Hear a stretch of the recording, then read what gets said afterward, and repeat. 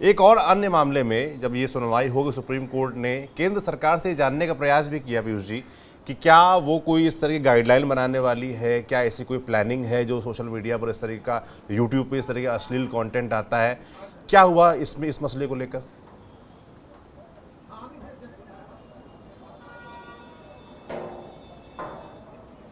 बिल्कुल सौरभ, मैं एक आपको पुराने मामले का उदाहरण देता हूं। सुप्रीम कोर्ट के ही निर्देश पर केंद्र सरकार ने जो बच्चों से संबंधित अश्लील सामग्री है उसको पूरी तरह से इंटरनेट से हटाया है, पूरी तरह से बैन किया है।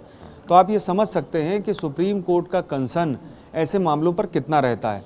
और उस मामले में सुप्रीम कोर्ट के निर्देश पर केंद्र सरकार ने बाकायदे एक्ट किया और हर एक उस कंटेंट को हटाया, वो चाहे यूट्यूब हो, चाहे फेसबुक हो, या फिर इंटरनेट की कोई वेबसाइट हो या पॉर्न वेबसाइट हो। सभी वेबसाइट्स पर आपको भारत में जो अश्लील सामग्री अगर देखने को मिलती भी है तो उसमें बच्चों से संबंधित कोई सामग्री नहीं होगी। यहाँ पर मसला अलग था माफ़ी चाहूँगा, यहाँ पर मसला अलग था। मसला ये था कि जो अश्लील कंटेंट इस समय बाज़ार में आ रहा है वो शायद उस अश्लील सामग्री से भी कहीं ज़्यादा है जो आमतौर पर सीधे तौर पर अश्लीलता को परोसती है। तो सुप्रीम कोर्ट का ये कहना था केंद्र सरकार से कि ऐसे अश्लील कंटेंट के लिए क्या कोई गाइडलाइंस बनाई जा रही हैं, और अगर बनाई जा रही हैं तो इस संबंध में सुप्रीम कोर्ट को केंद्र सरकार सूचित करे। मसला ये है कि जब पहले सुनवाई हो चुकी थी उसके बाद अचानक केंद्र सरकार को ये बात जस्टिस सूर्यकांत की तरफ से क्यों कही गई? दरअसल एक अन्य मामले में एएसजी जो सरकार की तरफ से पेश हुई थी उनसे सुप्रीम कोर्ट ने ये कहा कि आप एजी को और एसजी को इस बारे में सूचित करें और अगली सुनवाई में हमें इस बारे में जानकारी दें कि क्या केंद्र सरकार इस पहलू पर कोई काम कर रही है। क्योंकि सुप्रीम कोर्ट इस मामले में मतलब इलाहाबादिया की जब सुनवाई चल रही थी तब काफ़ी नाराज़गी जता चुकी थी और ये साफ कर चुकी थी कि ऐसी सामग्री का इस्तेमाल सभ्य समाज में नहीं किया जा सकता और ये दुनिया में किसी को भी स्वीकार नहीं है। जो माँ बाप को शर्मसार करती है, अभिभावक को शर्मसार करती है, ये गंदे दिमाग की उपज है। तो वो जो ऑब्जर्वेशन दिए गए थे उसके परिप्रेक्ष्य में क्या केंद्र सरकार पहले से कोई ऐसा कदम उठा रही है जिससे कंटेंट को बेहतर बनाया जा सके, या फिर जो अश्लील कंटेंट है उसकी कोई सीमा तय हो कि आखिर मजाक अगर अश्लील है तो वो किस स्तर का है?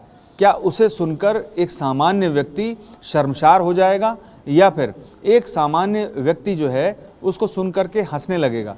दोनों में फ़र्क है काफ़ी, और यही फ़र्क जानने के लिए सुप्रीम कोर्ट ने केंद्र सरकार से पूछा कि क्या कंटेंट को लेकर के कोई कदम उठाया जा रहा है। और अब इस मसले पर केंद्र सरकार की ओर से सूचित किया जाएगा सुप्रीम कोर्ट को, और उसके बाद ये माना जा सकता है कि अगर केंद्र सरकार कोई काम नहीं कर रही होगी, कोई कदम नहीं उठा रही होगी, हालांकि जो मेरी जानकारी है आईटी मिनिस्ट्री की ओर से पहले ही यूट्यूब और अन्य जो सोशल मीडिया प्लेटफॉर्म्स हैं उनमें कंटेंट को लेकर के कुछ काम किया जा रहा है। लेकिन जब केंद्र सरकार की ओर से आधिकारिक तौर पर सुप्रीम कोर्ट को सूचित किया जाएगा तो ये तस्वीर और साफ हो जाएगी, और देखना ये होगा कि केंद्र सरकार किस एक्सटेंट तक जो कंटेंट है, जो अश्लील भाषा यानी गंदी भाषा है जो प्रयोग में लाई जाती है आमतौर पर फूहड़ मजाक के दौरान सोशल मीडिया में, तब उस पर कितना रोक लगाई जाती है केंद्र सरकार के द्वारा, और अगर नहीं लगाई जाती है तो सुप्रीम कोर्ट उस पर किस तरह से विचार करता है,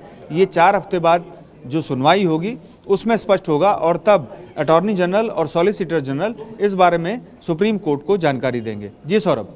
बिल्कुल पीयूष जी, बहुत धन्यवाद तमाम जानकारियों के लिए। कुल मिलाकर ये चीज़ तस्वीर साफ हो गई कि आने वाले समय में रणबीर इलाहाबादिया वाले मसले को लेकर काफ़ी कुछ चर्चाएं होने वाली सुप्रीम कोर्ट में, खासतौर पर जो आपने जिक्र किया कि केंद्र सरकार से जवाब मांगा गया है, क्या कोई वो गाइडलाइंस बना रहे हैं इस तरीके के कंटेंट को लेकर, तो हमारी नज़र रहेगी, पीयूष जी की भी नज़र रहेगी।